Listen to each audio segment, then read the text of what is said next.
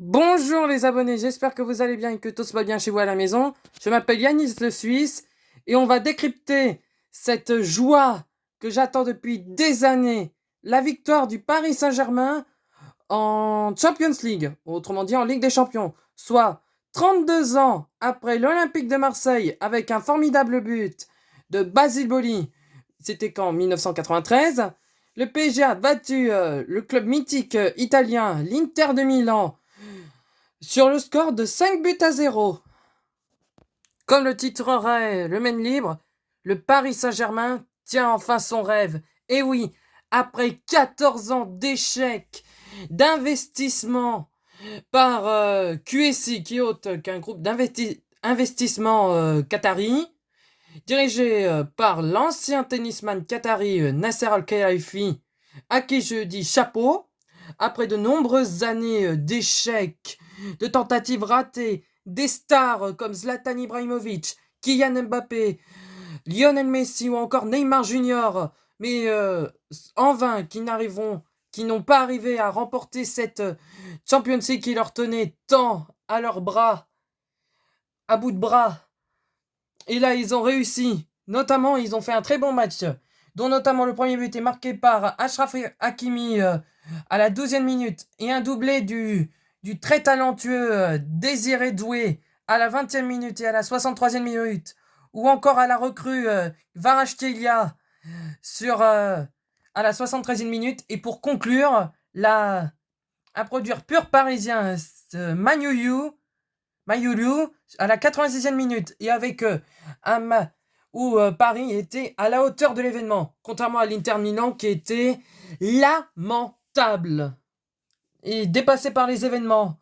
Et Paris, ils ont été formidables. Bon, même si ça n'a pas plu aux supporters marseillais, dont notamment un de leurs plus gros soutiens, et autres, de l'Inter Milan, qui est autre que l'acteur Eric Cantona.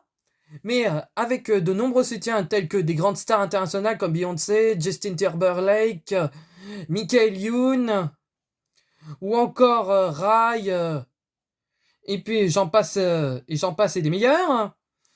Mais ils ont réussi à réaliser cet exploit monumental, magistral, que ont réussi le PSG. Ils ont dominé toutes leurs copies.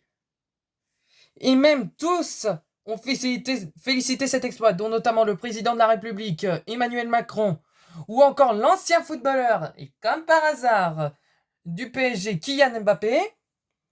Ils ont félicité. Personnellement, j'y aurais pas cru à cette victoire. Bon, lors de la phase de ligue, c'était la phase de championnat, ils étaient tout près de l'élimination en Ligue des Champions, et ce n'est qu'un match face à Manchester City de Erling Haaland et du Ballon d'Or 2024 Rodri qu'ils ont su inverser la tendance sur le score de 4-2 au mois de janvier. Et après, il y a aussi le barrage face à Brest, le 8e de finale virevoltant face à Liverpool, une maîtrise face à Aston Villa. Bon, au retour, c'était pas très top.